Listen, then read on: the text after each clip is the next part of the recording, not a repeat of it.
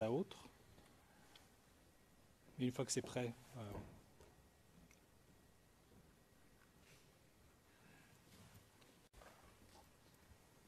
I'm informed that the technical issue. Le greffier d'audience. Nous attendons que le problème technique soit réglé et un technicien va venir vous aider. L'extrait vidéo va être diffusé sur le canal 2.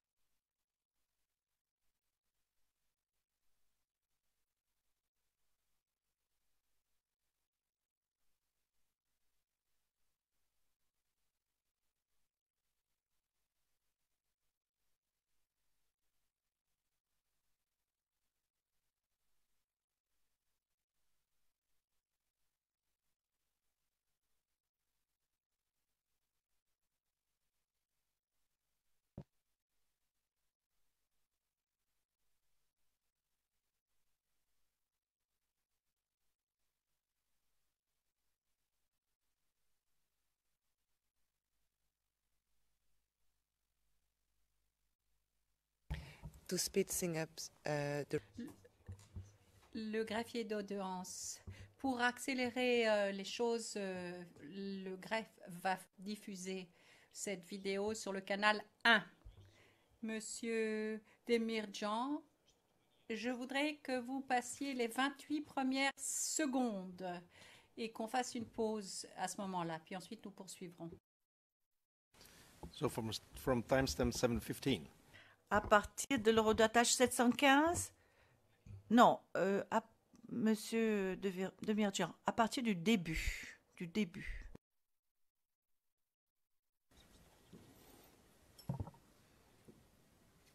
I'm not getting any sounds. There is no. Monsieur de Mirjian, je n'entends pas le son. Le président, nous n'avons pas de son. Monsieur de Mirjian, c'est sur le canal 1, évidence 1. Il faut appuyer sur ce bouton-là pour visionner la vidéo.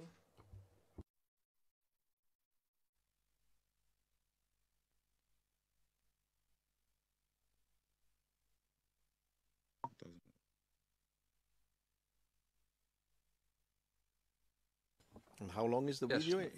Le président, cela dure combien de temps? Monsieur de Mirjian, cela dure 4 minutes. J'ai l'intention de montrer seulement 1 minute et demie.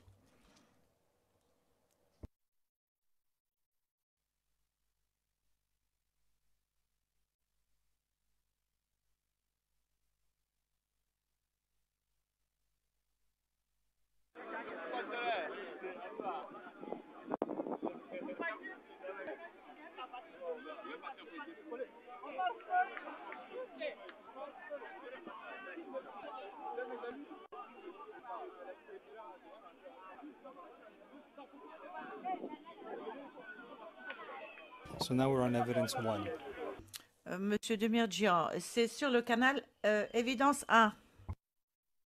On pause here. Faisons une pause, s'il vous plaît. Ok, monsieur le témoin, est-ce que vous avez vu ces premières 20 secondes? Oui, monsieur le procureur. Pouvez-vous nous dire où est-ce qu'on se trouve là, dans ces images-là? Où est-ce qu'elles sont filmées? Ces images ont été filmées à Djamé, sur le terrain du stade de la Force. Ok. Est-ce que c'est la vidéo qui était en attache à votre courriel? Oui, oui. Ok. Est-ce qu'on peut continuer à jouer cette vidéo jusqu'à 40 secondes, s'il vous plaît? I'm informed that you are now able to. La greffière d'audience. Nous pouvons maintenant faire passer la vidéo comme nous voulions le faire tout à l'heure. Donc, nous passons au canal évidence 2, s'il vous plaît. But since it was working, why don't we continue? Monsieur Demirjian, puisque cela marchait, on avait le son et l'image, pourquoi ne pas poursuivre sur le même canal? Autrement,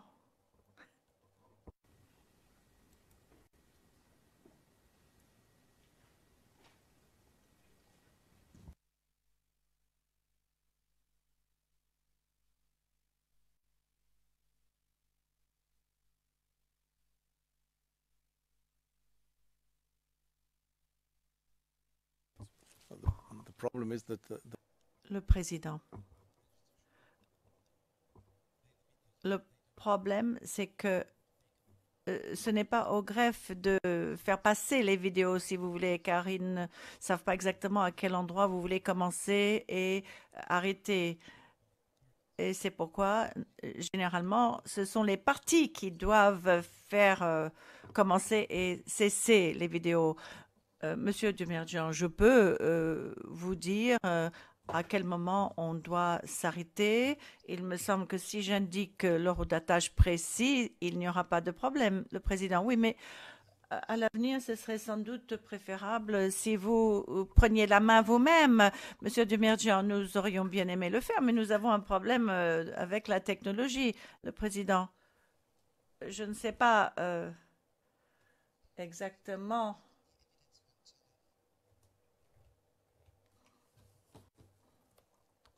Je ne sais pas exactement qui a la main en ce moment.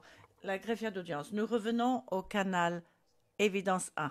Le président, toute cette technologie complique un peu la vie, n'est-ce pas?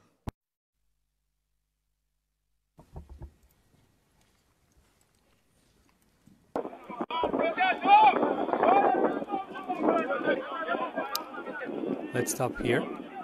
Monsieur Demirjian, arrêtons ici, s'il vous plaît. Merci. L'individu qu'on voit au milieu de l'écran avec un sac vert autour du cou, c'est qui exactement?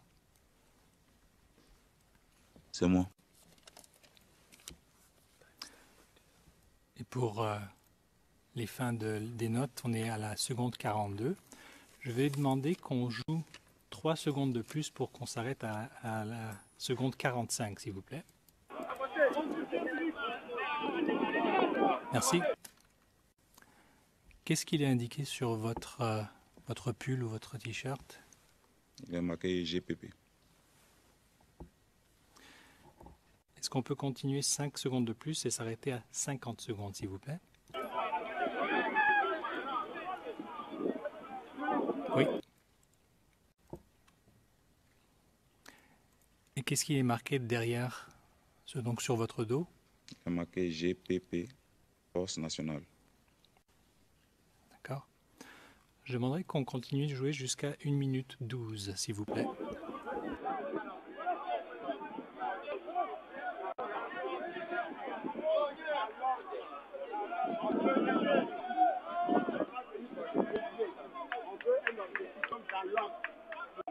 On le fait dans l'ordre.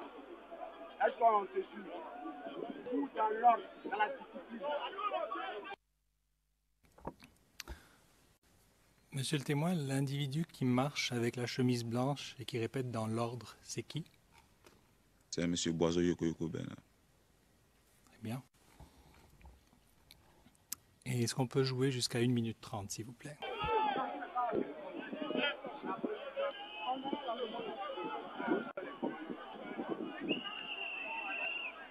Tout le monde a la présence maintenant dans l'ordre.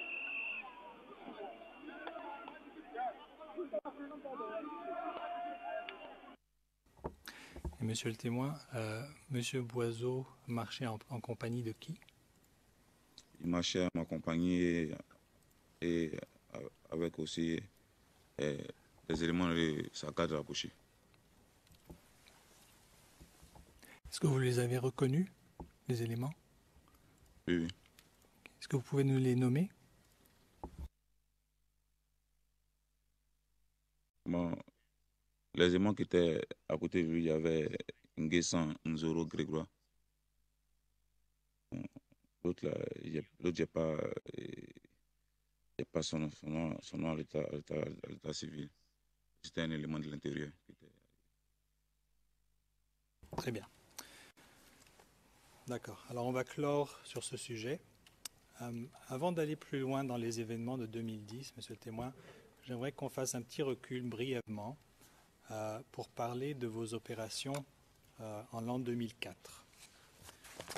Donc, vous nous aviez expliqué hier que, après avoir été chassé du camp de Azito, vous aviez été à l'école de gendarmerie pour à peu près un mois, et que par la suite, vos éléments étaient plus ou moins dispersés. Est-ce que vous avez participé à des opérations en l'an 2004?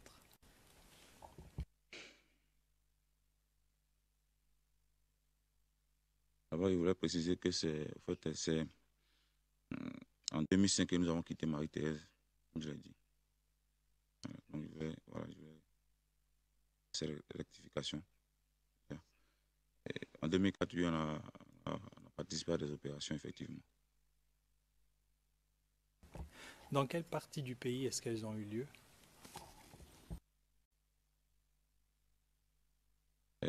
Dans la commune de Oboué, dans la commune de Cocody.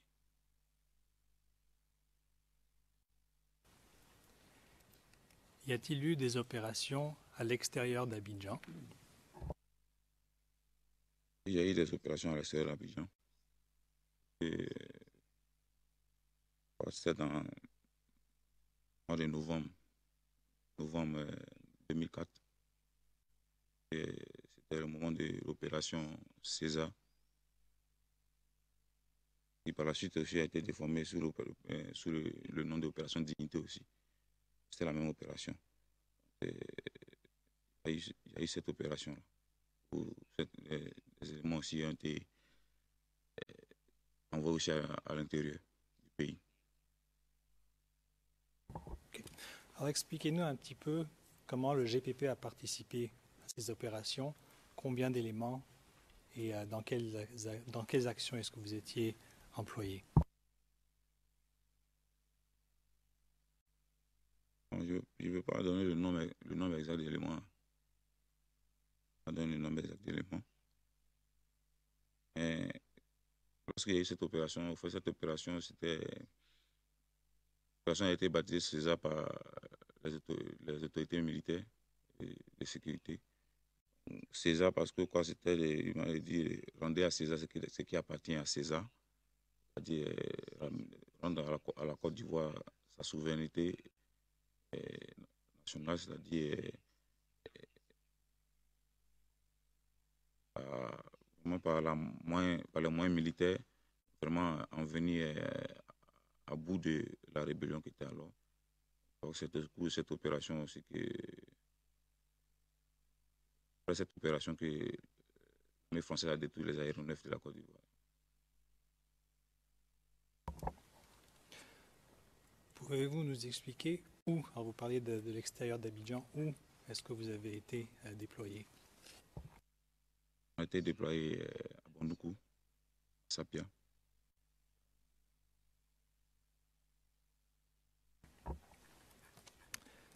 Et est-ce que vous, personnellement, avez participé à cette opération?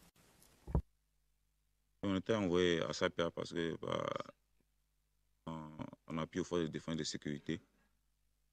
Et, on le disait, la rébellion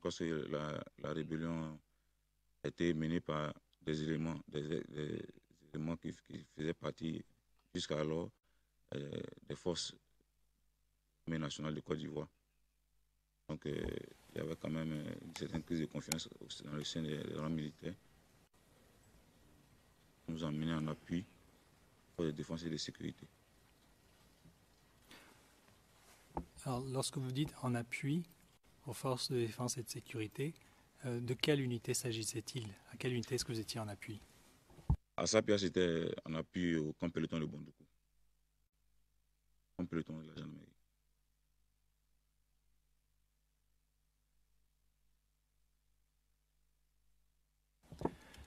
Et ce peloton de la gendarmerie était mené par qui était à la tête? je ne sais pas qui était à la tête, mais le lieutenant sous les ordres de qui nous étions, c'était le lieutenant Yeo. Je pense que maintenant, il est devenu lieutenant-colonel maintenant. Je ne sais pas s'il est toujours en fonction là, mais la dernière fonction, en tout cas, dont j'avais connaissance, c'était qu'il était chargé de la sécurité de l'aéroport Félix Faubon.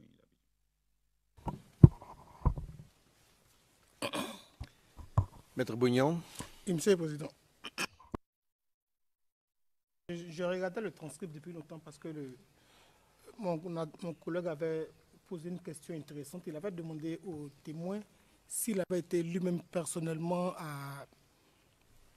enfin, là où il était, il dit avoir, parce qu'il avait dit il lui avait demandé personnellement, mais je crois que la réponse n'a pas été retranscrite.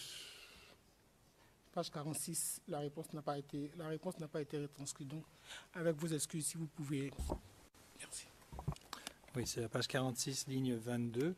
Votre réponse n'a pas été bien retranscrite. Donc, ma question, c'était de vous demander si vous, personnellement, vous avez pris part. J'ai dit que moi, j'ai pris part, j'étais à Sapia. It's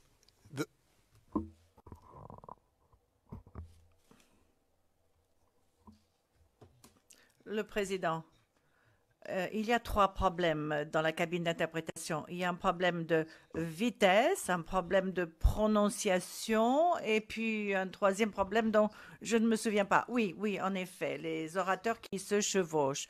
Donc, s'il vous plaît, si chacun pouvait faire un effort de respecter les règles en la matière. Je donne la parole au procureur pour poursuivre. C'est d'aller vite aussi, mais on va ralentir. Tout d'abord, pouvez-vous nous appeler Sapia? Sapia, c'est S-A-P-I-A.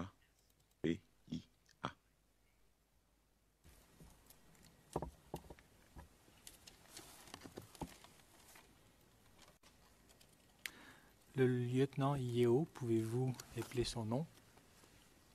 Yeo, c'est Y-E-O. Très bien. Donc, de quoi s'agissait cette opération, hein? En façon pratique, qu'est-ce que vous deviez faire? Quelle était votre mission?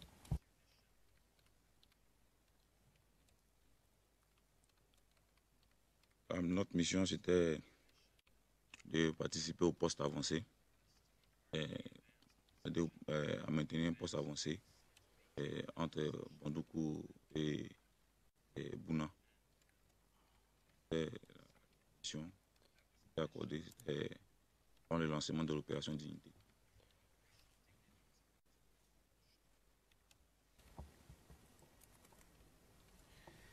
Excuse me.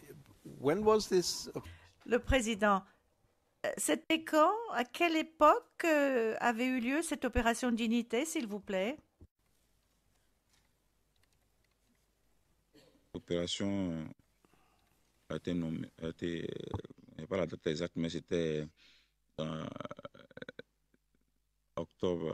novembre 2004.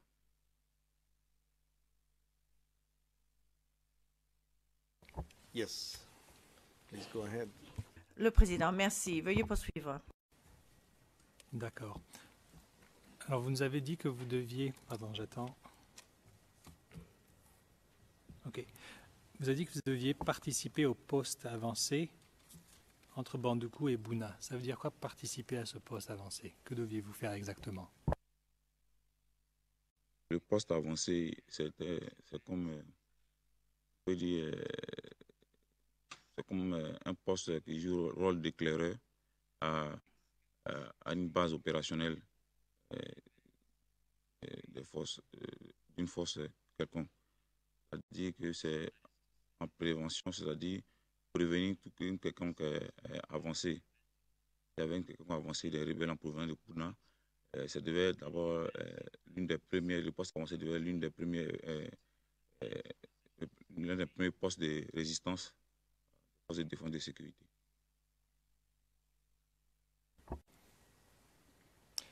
Combien de temps est-ce que vous étiez à ce poste? Nous y avons passé 2 semaines parce qu'il y a eu un incident avec le lieutenant avec qui nous étions. Il y a eu un incident donc, qui a fait que, à mesure de sécurité, nous avons préféré gagner à Abidjan.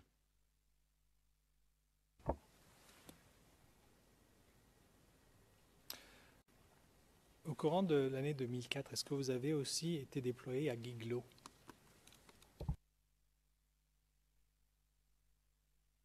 Guiglo, comme il a dit, à Guiglo, c'était en 2003. Mais l'année 2004, il y a des éléments qui ont été aussi déployés aussi à Guiglo. À Guiglo aussi. Mr. Mr. Le président. Monsieur Demirjian, puis-je vous demander quel est le lien, puisque vous parlez de 2003-2004, quel est le rapport avec les charges? Monsieur Demirjian, je craignais que vous alliez poser cette question, justement. Certains aspects, certains éléments des réponses qu'il va nous donner ont un rapport sur ce qu'il va nous dire à propos de 2010. Donc, j'essaie d'établir les différentes personnes, les unités, le modus operandi. Et ensuite, j'essaierai de parcourir ces événements assez rapidement pour arriver à la période qui nous intéresse. Très bien. Alors, monsieur le témoin, donc Guiglo, est-ce que vous y êtes allé vous-même? Donc Guiglo, c'était, comme il a dit, Guiglo, c'était en 2003.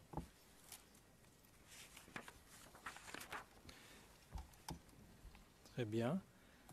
Vous êtes sûr de ça, 2003? Et 2003. Et qu'en 2003, parce que nous avons fini notre formation initiale, on était envoyé à Mboyakro et puis à Guiglo. Maître André. Maître André. Le président, maître. Juste pour qu'on puisse suivre, dire simplement à mon confrère que c'est vrai qu'on peut reparler de cela lorsque nous allons avoir notre part, mais si on peut gagner du temps, parce que la question que vous avez posée au témoin, c'était s'il avait été lui-même à Guiglo en 2003. Et je pense que la réponse qu'il a donnée, c'était pas en fait en réponse à votre question posée. S'il peut répondre à cette question.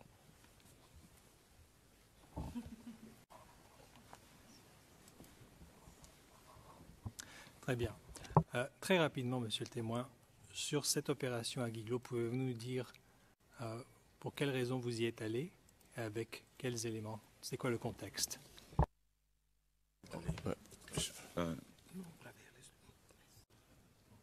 Maître André. Justement, c'est cette réponse. Il n'a pas donné cette réponse, le témoin. Lorsque vous lui avez posé la question, sa réponse est là.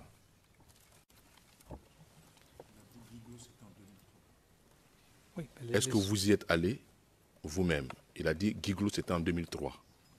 D'accord. Alors, je répète la question. Est-ce qu'en 2003... J'ai répondu que oui. J'ai répondu oui. Et j'ai dit que c'était en 2003. Don't overlap, please. Don't overlap. Le président, attention, vous parlez en même temps. Vous parlez en même temps. Attention. Vous nous dites que vous y êtes allé. Expliquez-nous les circonstances et le contexte dans lequel vous y êtes allé. Nous y sommes allés... on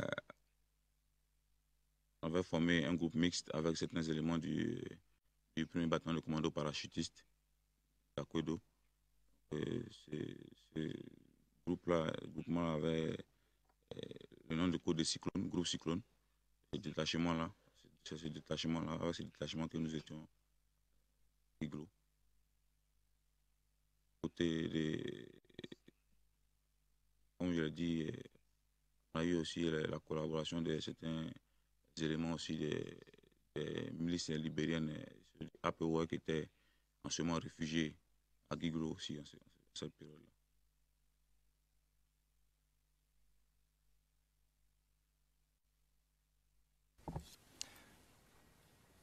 D'accord. Alors, vous nous dites que vous étiez avec ces éléments du premier BCP de Akwedo. C'est bien cela? D'accord. À Guiglo, à qui est-ce que vous rendiez compte?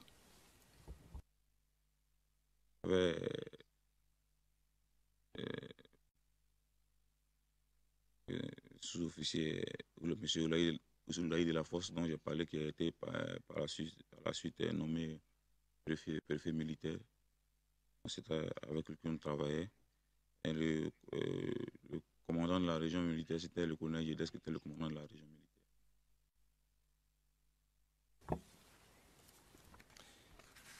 Très bien. Et dernière question là-dessus, vous avez mentionné les Libériens. De qui s'agissait-il? C'était des miliciens, des combattants de l'organisation libérienne qu'on appelait APO, hein.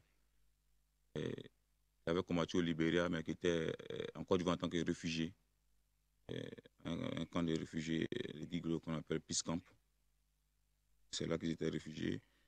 Et lorsque, à la suite de la rébellion, il y a eu des exactions sur les populations de cette ville-là, ces combattants-là aussi, étant en même temps aussi étant de la même ethnie, parce qu'il faut dire que la Guiglo, c'est l'ethnie guérée qui se trouve originaire de cette ville-là, et qui a aussi des guerriers aussi au Libéria, donc ils parlent la même langue, qui se comprennent. Et donc, ces combattants-là là-bas se sont sentis d'abord concernés, puis ils ont été aussi cooptés par un journaliste aussi. J'ai omis d'en parler dans l'interview, pour donner plus de précisions, qu'on appelle M. Paul Docuy, qui était en contact en tout cas avec les responsables de ce groupe-là, ce qui a coopté aussi pour soutenir les forces de défense et de sécurité en présence à Guiglo. Parce que dans le départ, ils se sont sentis concernés, ils sont mis dans les affrontements, ils sont mêlés aux affrontements, mais ce n'est pas coordonné. Donc il y avait des dérapages, des incompréhensions entre les forces de sécurité qui étaient en fonction dans.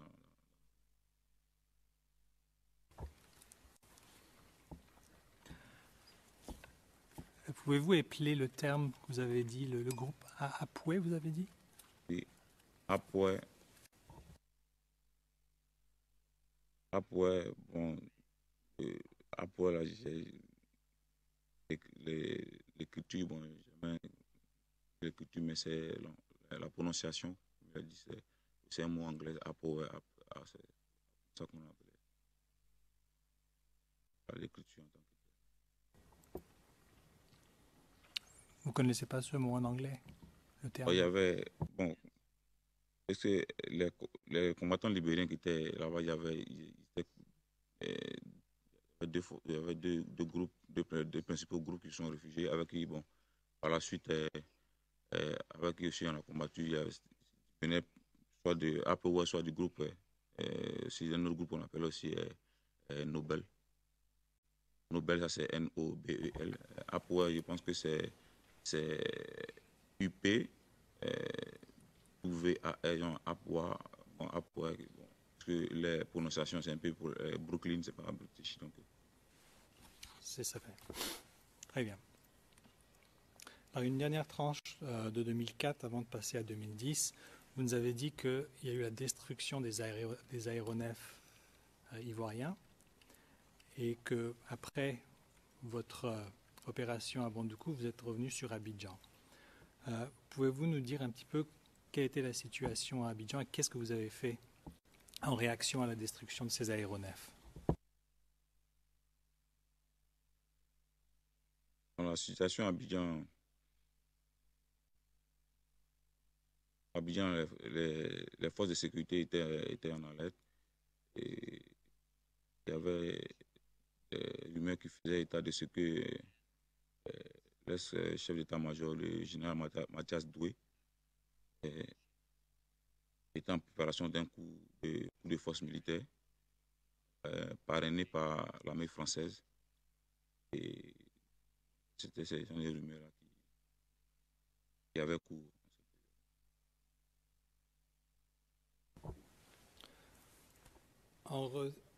Pardon. Donc, en réponse à ces rumeurs, est-ce qu'il y a eu des appels? Et en réponse à ces rumeurs, il y a eu des appels. Il y a eu des appels lorsque on avait reçu les instructions de faire barrage. C'est l'appel qui a été lancé officiellement, c'était de faire barrage aux forces françaises, puisque les forces françaises étaient accusées de vouloir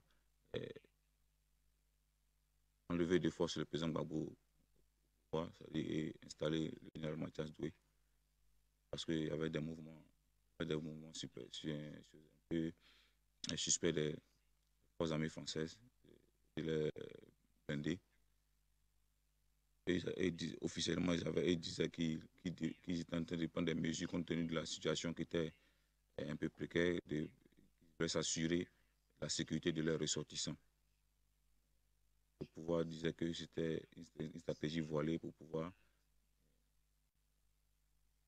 lever le président par la force.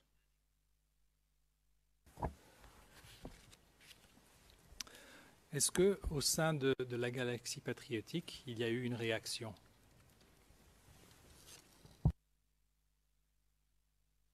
La réaction la plus notable, il y a eu celle du ministre Charles Blé Goulet qui a demandé à ce que tous les Ivoiriens sortent et de là, quel que soit le lieu là où se trouve, qu'il fasse barrage, parce que là, ce moment à l'heure où il parlait,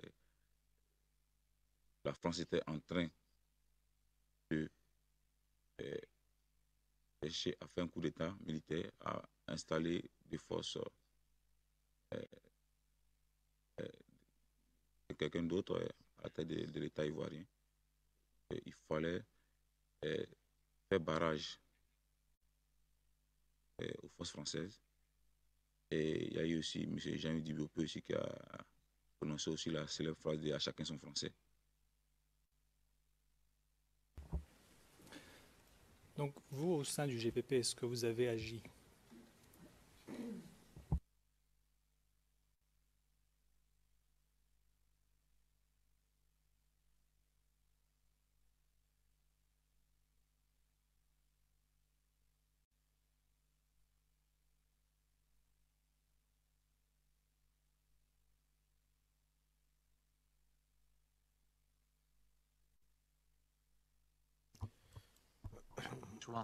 Yes. What was Le président, il faut reposer la question. Monsieur Varemakers, le témoin va répondre à la question en huis clos partiel. Le président, quelle était la question exactement? Nous avons reçu un message des interprètes. Monsieur Demirjian, si le GPP avait agi à la suite de cet appel. Le président, parce que ça ne figurait pas sur la transcription.